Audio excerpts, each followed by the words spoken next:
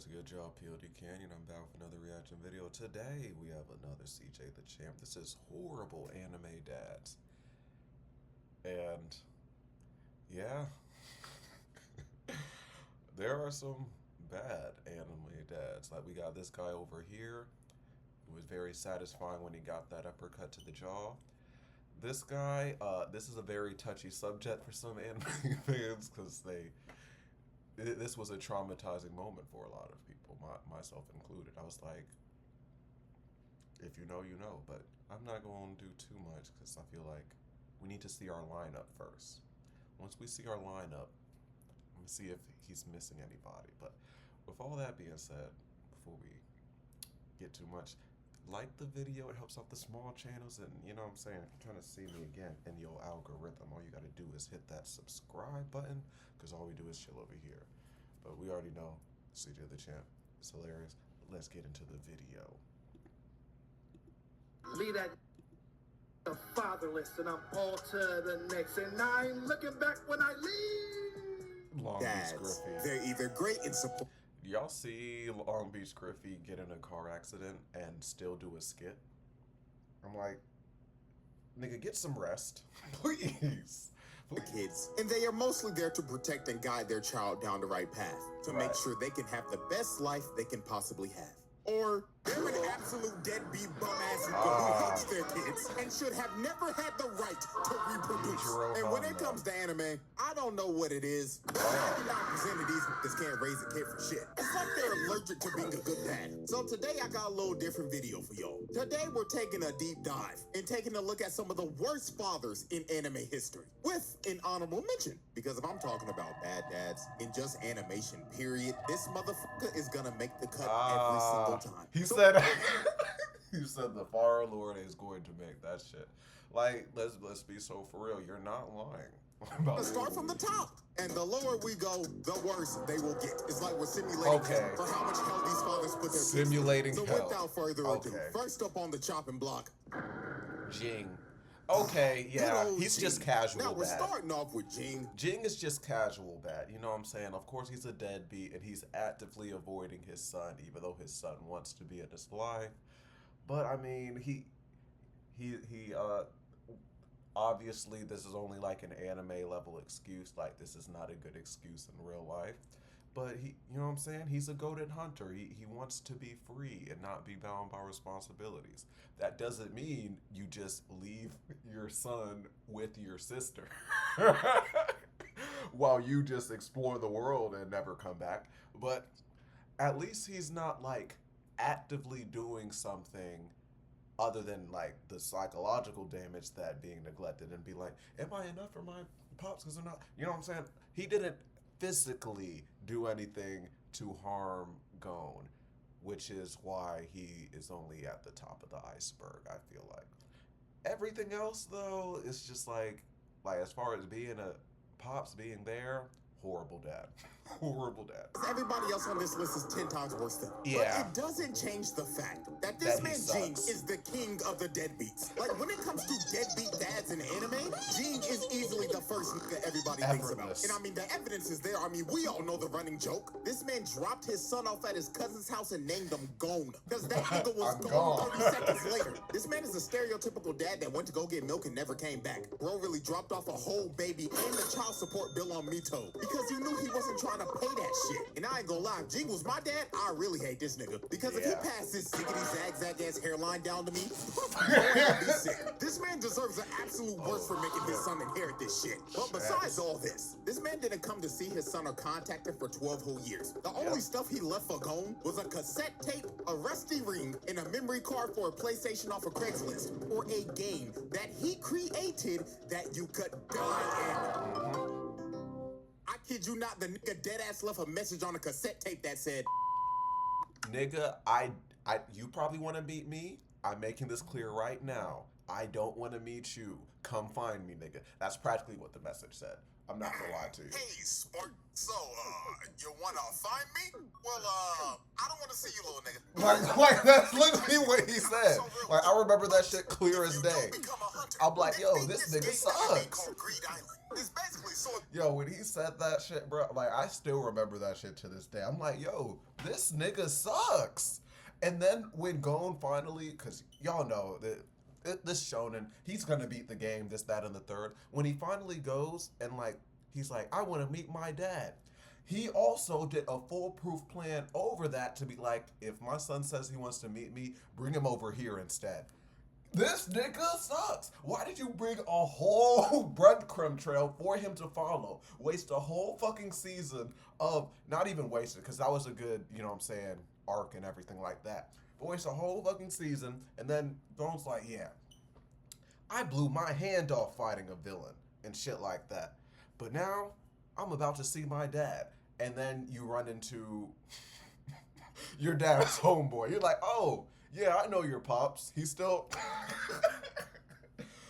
Damn, shout out Kite. If you know, you know, but yeah. So that means, don't die in that bitch. Yep, he's like, just don't die. I think somebody just died, but you'll be fine. Anyways, though, you beat that, then I'll maybe finally talk to you. Well, good luck, Maybe.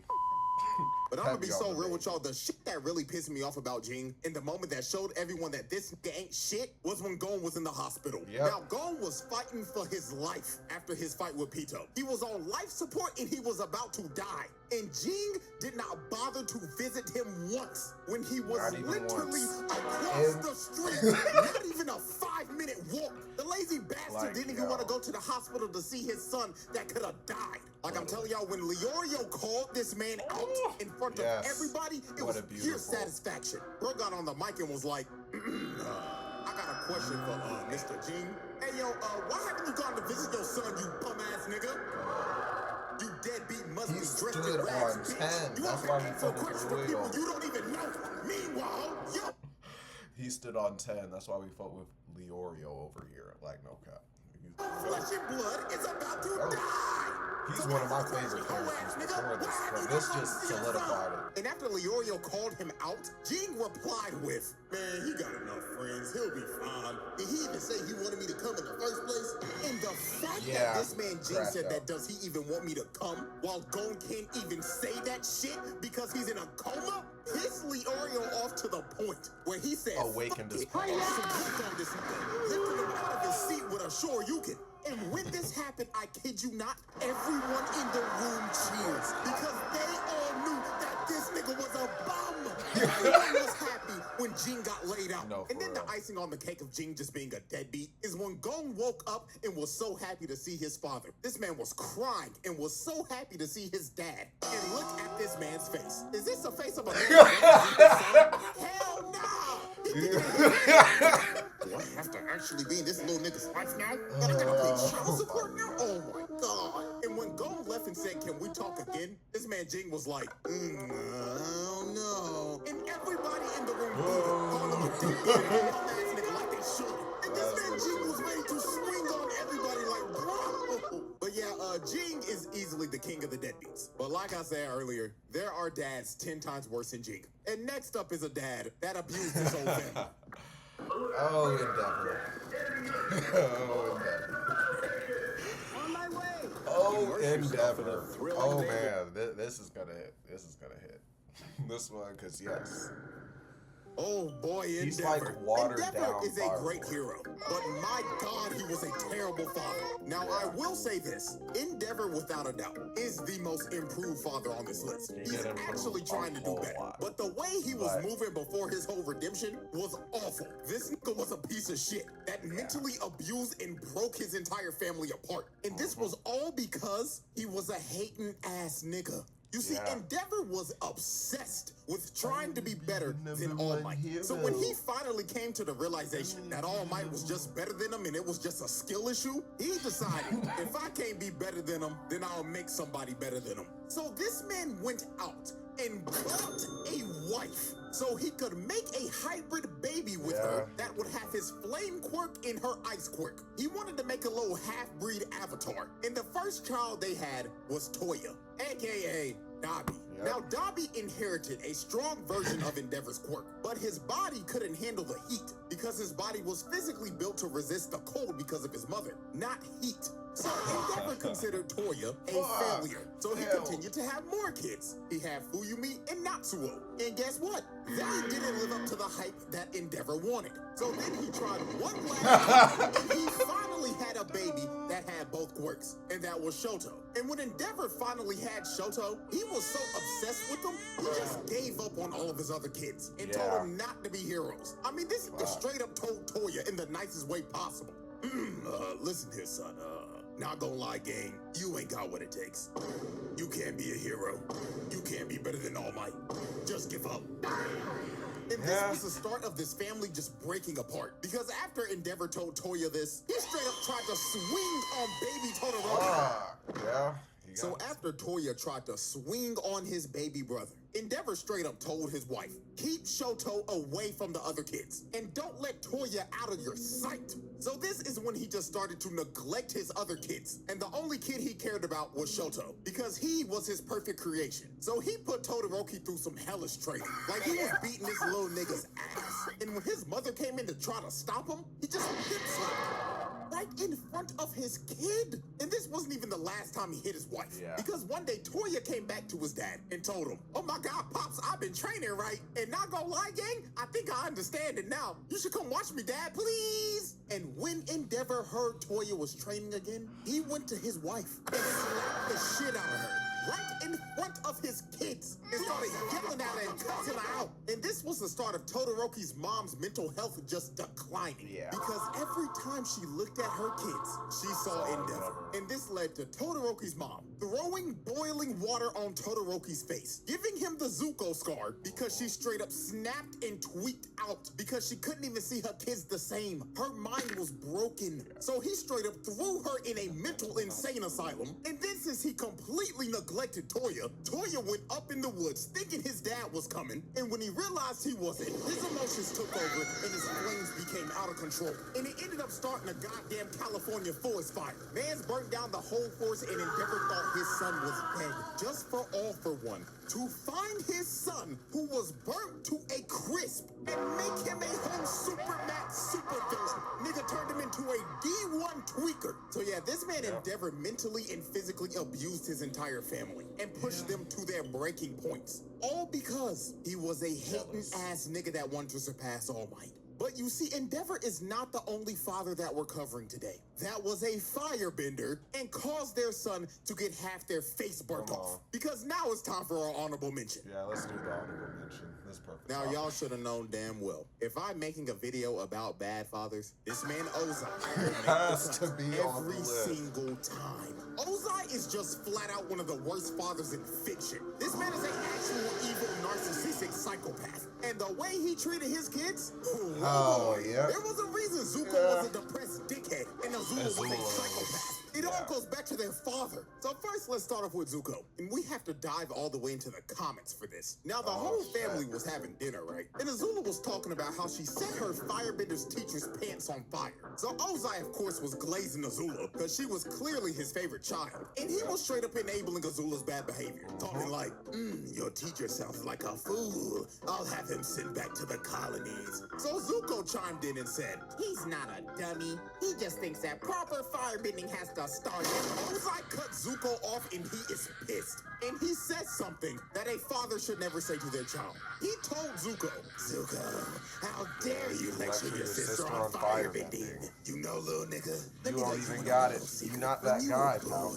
We weren't sure if you were a bender at all. You didn't have that spark in your eyes. I planned to cast you from this palace. How embarrassing for a prince of the Fire Nation to have a non-bender as our firstborn.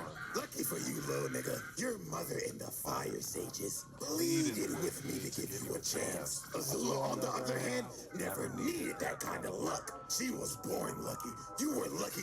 He's practically saying, nigga, you almost weren't here. I almost got rid of you immediately because you were useless to me. But your sister, on the other hand, like, let's be so for this man snapped on like, that's why I said Endeavor is watered down, Ozai, because it's like he was at least blinded by like ambition. It doesn't really justify him neglecting the other kids and like having favorites and this, that, and the third. And even still, he didn't like try to cast out the kids. You know what I'm saying? But with Ozai, he was just no, he just sucks. He just sucks. At the dinner table, bro. He basically told Zuko that he ain't shit. And you were lucky that I felt like blowing your mama's back out to make you. But it just keeps on getting worse from here, bro. Because the next awful thing he did to Zuko was, of course, the Agni Kai. So this all started in a war meeting. So this one general came up with a plan that would have an entire division of new Fire Nation recruits be used as bait to distract the Earth Kingdom's forces so a better division could attack from the rear. Now, obviously, this plan is terrible because they're literally throwing new recruits out there to die. So Zuko spoke up and said that this plan was straight garbage and you're sacrificing and betraying loyal soldiers of the Fire Nation. And when he said this, all the generals just stopped and looked at this nigga because Zuko spoke out of line when he wasn't supposed to. So Ozai saw this as disrespect to the general. And the only way to settle this was an Agni Kai. So Zuko thought that he was going to be dueling the general. But when Zuko turned around and saw his opponent, it wasn't the general. It was Ozai. Because Ozai thought that it was disrespectful to him because Zuko ran his mouth in his war chambers. So Zuko was pleading to his dad like, "Dad, please, I'm sorry. I didn't mean it as disrespect." But Ozai was like, "Stand and fight, Quick Zuko. Don't be a bitch. Stand up and fight for your honor." So Zuko refused to fight Ozai, and Ozai proceeded to burn half of his face off in front of a live crowd. And then after he gave Zuko his scar, he banished him and forced him to have this ugly as a bald ponytail that nobody should ever be forced to have, and told him, "Don't come back till you find the Avatar, who has been missing for over 112 years." Ozai was basically telling him, never come back. Never come back, little nigga. And the only way you're coming back is if by the grace of God you get lucky to find a little bald nigga that has been frozen for over a century. Now let's move on to Azula. Ozai made Azula do all of his dirty work. This man just sat on his throne the entire series and sent his 14-year-old daughter to take over the entire Earth Kingdom while he just sat there and didn't do shit. Then he took Azula's plan for Sozin's Comet that she made and straight up left her out of it. Nigga said, "You can stay here and be Fire Lord while I go burn the world." And when he left his daughter to be Fire Lord, she went off the deep end and spiraled into madness while this nigga was having the time of his life burning the entire world. Ozai, without a doubt, is one of the worst fathers of all time. Easily. Imagine being able to build an app with your name on it, just by thinking of... The fourth Kazekage is easily the worst dad in the Naruto series. And it's just flat out one of the worst dads in anime history. This motherfucker ain't shit. He had Gaara living one of the worst childhoods of all time. Nigga had his son depressed I almost forgot about this backstory. Yeah, Gaara was going through 4-7. It made him start his emo phase at the age of 6. Like, there was no wonder Gaara was an uncontrollable D1 crash out in the first part of Naruto. It's because his dad ain't shit, and he tried to make him a weapon of mass destruction as a baby. You see, Rasa did some fuck shit. You see, the Hidden Sand was struggling financially. These niggas were broke, and they were in desperate need for a weapon of mass destruction. So Rasa ended up conceiving Gaara for the sole purpose of sealing the one-tailed beast inside of his unborn child, so he could make him a Jinchuriki and weaponize him. Now, since Rasa tried to seal a tailed beast inside of his unborn child, this ended up leading up to Gaara's mother dying in childbirth. So off the rip, not even a day into the world, Gaara was made a weapon of mass destruction and lost his mother fresh out the womb because of his father. The little nigga was set up for a life of hell, and Rasa knew this shit. I mean, Gaara couldn't even sleep because Shikaku was always whispering to him, "Yeah, little nigga, fall asleep, I dare you. The moment you go night-night, I'm taking over your body, and I'm blowing this bitch up. Do it, little nigga, I dare you."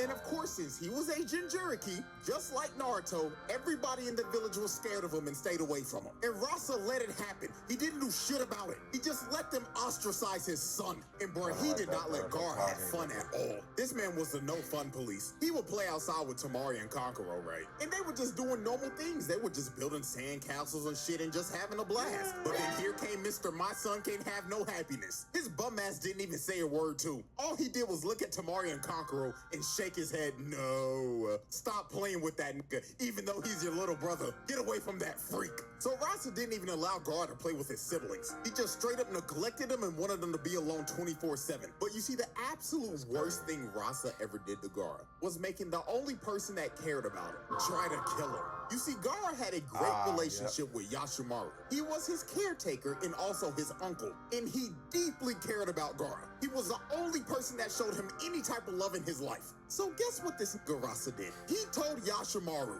yo, twin, I want to test my 6-year-old son to see if he'll crash out or not. So do me a favor and go try to assassinate that little...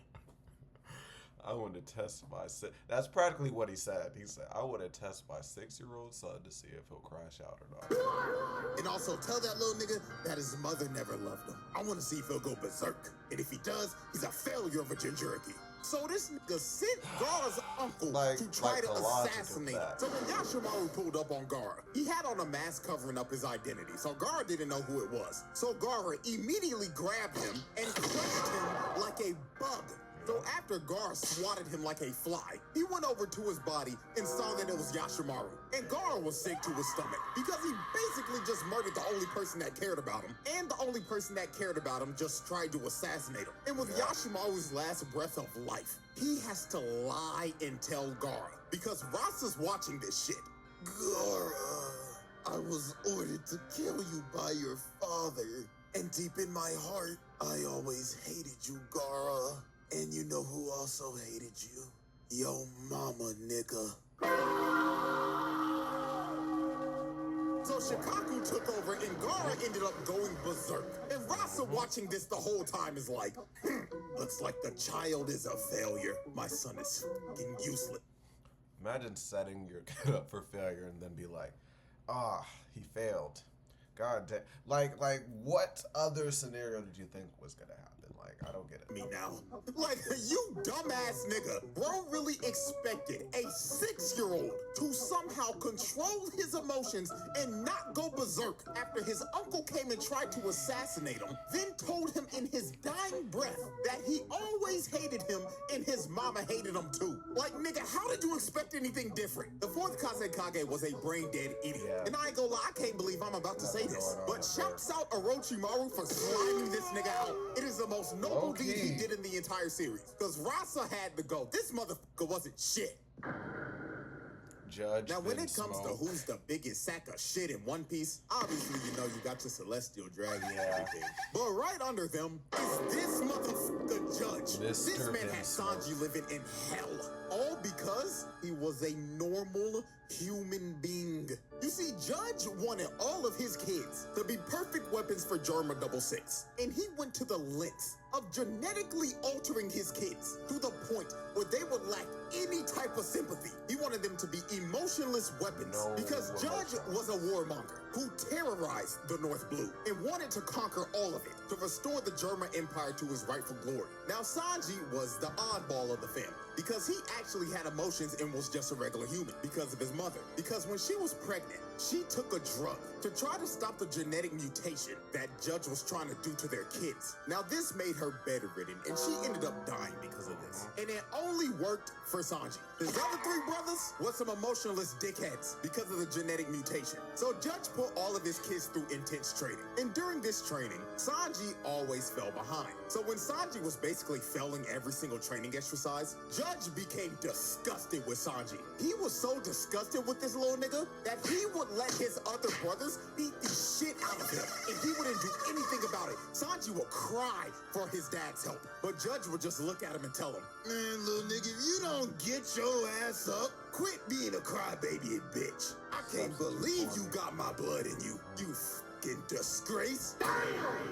And his brothers continued to beat the shit out of him. They would do this every day, and Judge would just let it happen because he didn't care about Sanji. The only kids he cared about were his sister and his brother. Oh, and my this God, Vince. when Judge figured out that Sanji's hobby was cooking. With Walmart's back to college finds, Yeah, so your room fuck can this fully ad. match your We passion. don't care about ads. She's a around plant here. science girly Fuck for that real. shit. I mean, I'm trying to People put you want on to just some see peak dorm normal room anime cultivation. dads. All They this don't Walmart- want to see this bullshit.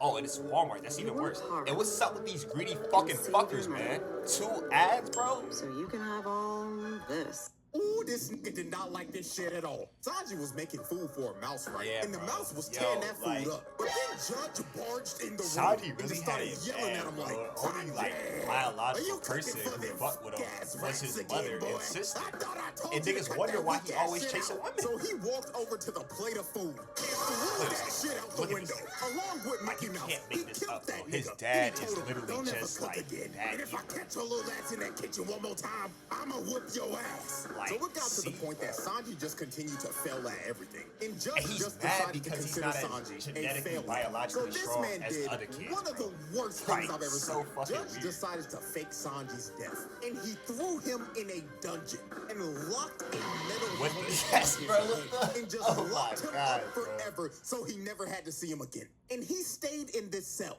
for 6 months. And while he was in this prison cell, his brothers would go in there and just beat the crap out of him for no reason at all. They would just do this for fun. So beats this got enemies so when you have brutal family that like his this? sister couldn't take it anymore. So she just broke him out so Sanji could run away. Now when Sanji was trying to make his great escape, Judge found him trying to leave. So Sanji stood up to Judge and told him, "I'm leaving, old nigga, and there's nothing you can do to stop me." And Judge just looked at him and said, He gone. "Okay, don't hit your head out the door, little He nigga." did not get 2 fucks, bro. I don't care what you do, I'm gonna be real with you. But before we part ways, let me tell you this. Never tell anybody that you are my son, because you are the only stain on my legacy.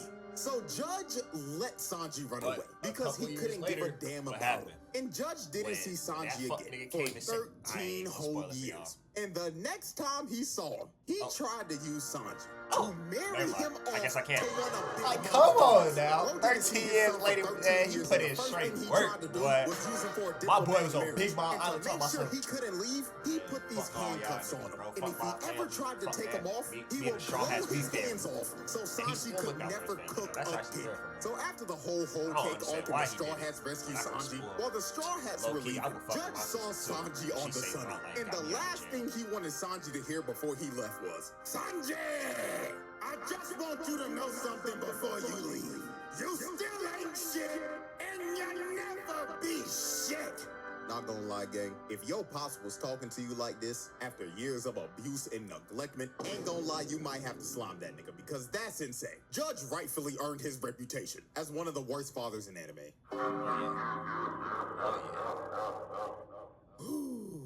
Oh boy, oh boy. Ladies and gentlemen, we've reached the final father we will be covering today. And this motherfucker, Show Tucker, is arguably the top 1 worst father in anime history. In I my haven't seen personal that anime, opinion, so he's the worst. I'm Now, probably if not you've even never spoiled seen yet. Full Metal Alchemist and you don't know who might this be nigga spoiled is, like a I'm motherfucker. warning you right now. This shit is about to get dark. So, Show Tucker was a state alchemist that was known for his work about chimeras. And Show famously got his state alchemist license for making a chimera that could speak the human language. And he did this 2 years ago. So when we first meet Show, he just looks like an average run-of-the-mill middle-aged dad who's had a couple of midlife crises, as we can see clearly from his hairline, because that shit's receding like a motherfucker. But Show had a daughter named Nina and a dog named Alexander, and they looked like a pretty happy family. Now, the house was nasty as hell. The dishes are like they ain't been washed in a week, and the shelves are like they haven't been dusted in ages. And Show says the reason why the house is like this is because his wife left him and his daughter, and she left them 2 years ago. So after Ed and Al met Show the first day, when they were leaving, Show was informed that assessment day was coming up.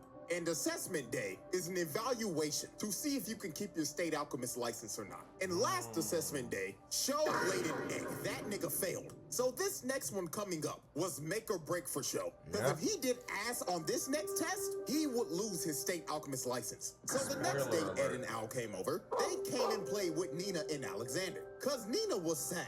Because her dad was locked up in the lab the whole day. Because he was contemplating what could he possibly do to pass the next evaluation day and not get fired. So Sho came up with one of the most sick, vile, disgusting, disturbing ideas ever. When Ed and Al left on the second day, this nigga told Nina, "Hey Nina, I've got a great idea. Do you want to play with Daddy tomorrow?" And of course Nina was happy because she was finally gonna get time to spend time with her dad.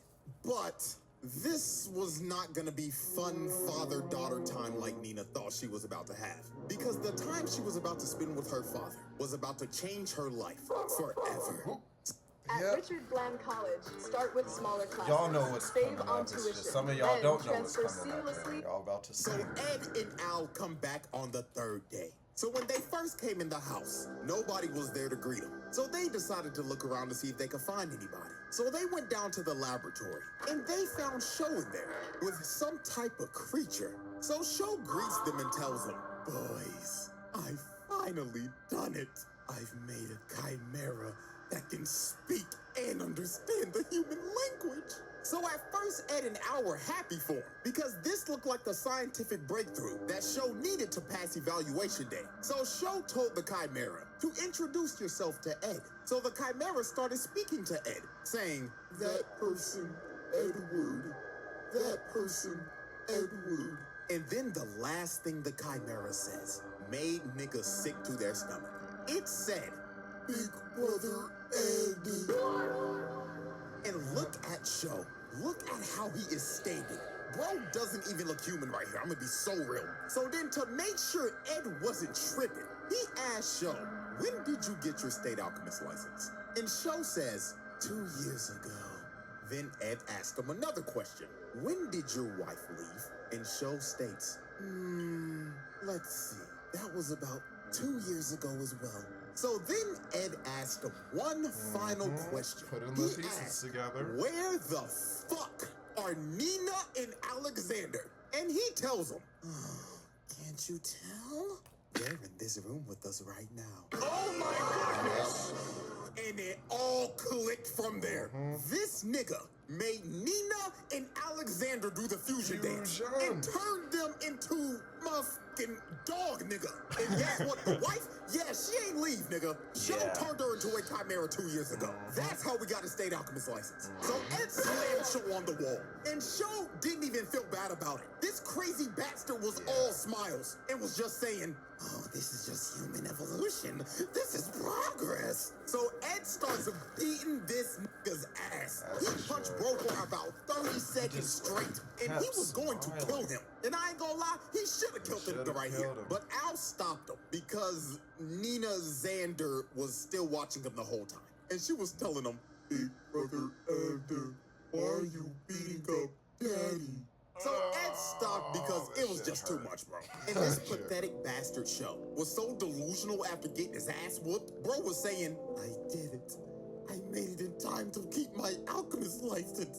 Dude didn't even care about his daughter or the sick ass shit that he just did. All he cared about was keeping his status as a state alchemist. So obviously they arrest this sick ass nigga and put his bitch ass on house arrest. And while he was locked up in his house, Scar broke in. So he walked up to Sho and did what needed to be done. He gripped this ugly ass nigga by the face and electrocuted him, sending his ass to the bottomless pits of hell. And then after he boomed Sho, Scar just decided the best thing for Nina was to just put out her misery. So he kills the fusion of Nina Xander.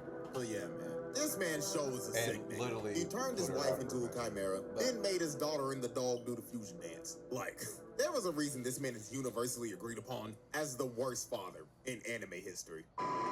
Well, ladies and gentlemen, that was a showcase of some of the worst dads in anime history. And if you're wondering, yeah, I'm like, you missed a couple, but hey, this is just the first list. Especially him. If you know, you know. Oh, God. Hey, what about all these other horrible, deadbeat, sick-ass niggas? Don't worry, I got you. I got a whole nother 6-man lineup ready to fire off. Possibly. So if y'all down, I'll run this back after like the Okay. next trial or something. Okay. But with that being said, hope y'all enjoyed. And for all my dads and future dads out there, keep doing what you doing, and don't be like these niggas. You feel me? That was a good video. That was a good lineup. Decided, ooh, excuse me. But yeah, good video, good lineup. Y'all already know. If y'all like the video, like it. Subscribe if you're new. Because all we do is chill over here. And with that being said, y'all be great, be safe, keep getting to that bag. Don't be a bad dad. And I'm going to catch y'all in the next video. Peace.